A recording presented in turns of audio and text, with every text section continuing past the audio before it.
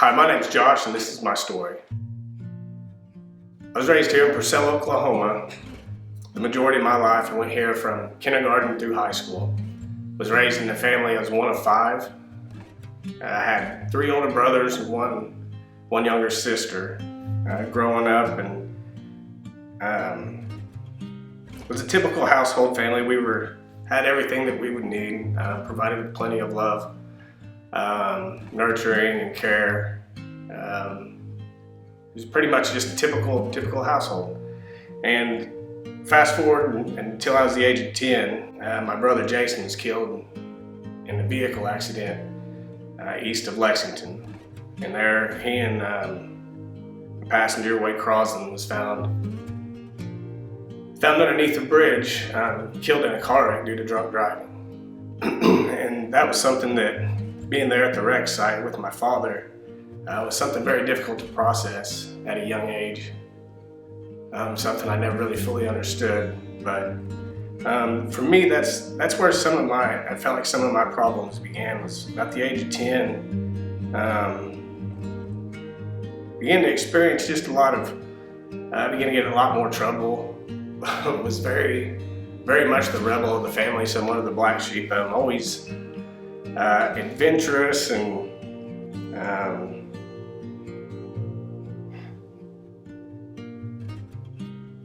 I guess lost, really. Was raised in a Catholic church and never really fully conceptualized the idea of God or what it was. I think I lacked a lot of the understanding of what love, and I guess I had a hard time understanding what love was.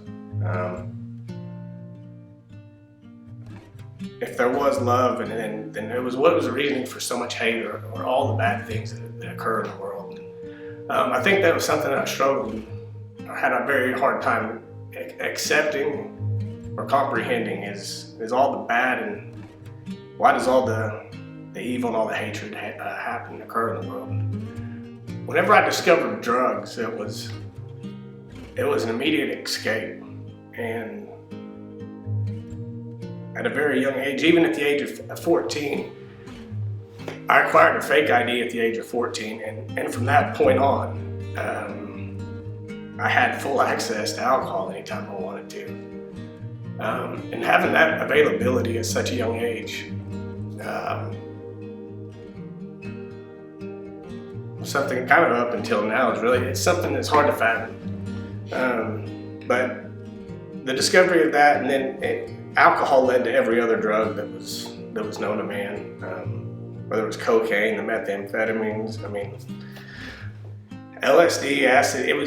I would do anything in order to not feel what it is that I felt, and it was just an attempt to escape, I guess, of a lot of the pain that I had built up, or that was continuously occurring to build up with some of the things the choices I was making, the people I was hanging around with, the environment that I had created and became a part of, absolutely consumed me to no ends, and it cost me everything that I had.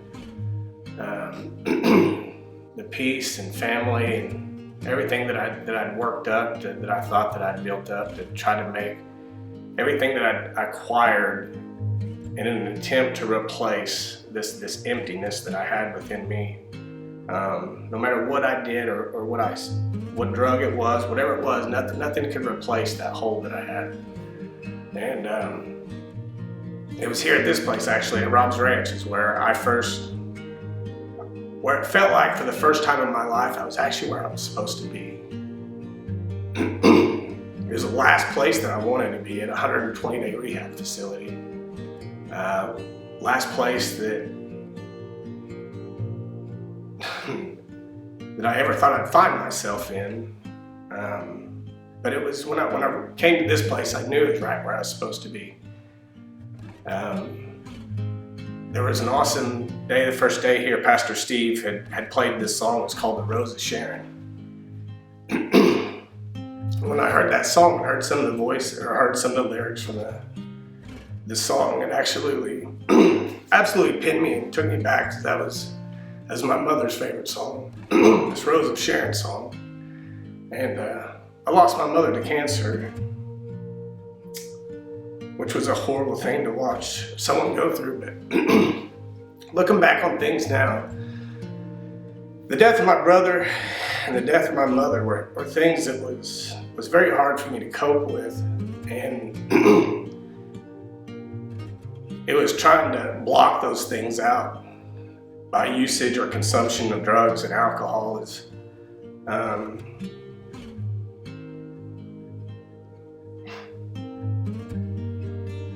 Dealing with those losses were the things like I was trying to avoid.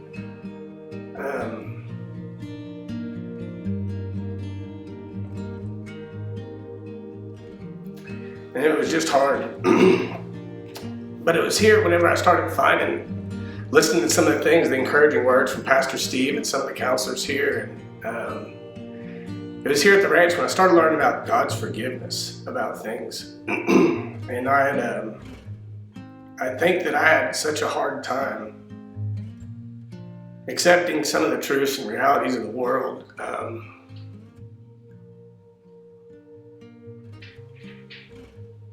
And the attempts to bury all of those things. It was understanding God's love and mercy. He said here at the ranch, coming to understand God's grace and mercy were the two things that Dick Liddell, the founder, wanted us to learn here. And that came from the loss of his son, Robbie. So they found him dead in a prison.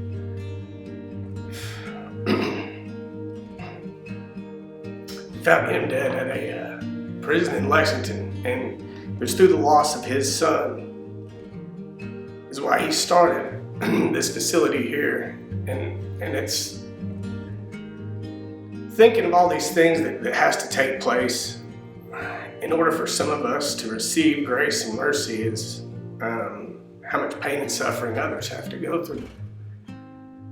And I think it's just something that we take for granted, and the lack of is to know that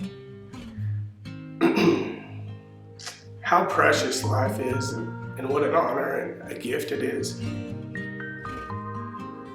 to be able to just simply awake and to share memories with people that we love.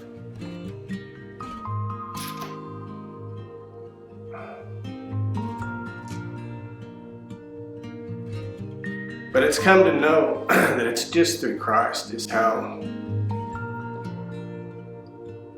all this is made possible. That, like Dick having to give up his one and only son to start a place like this, that gave me the opportunity to get my life saved and turned around.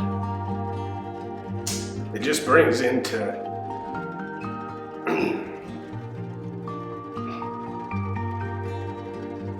how difficult it must have been for God to give his one and only son.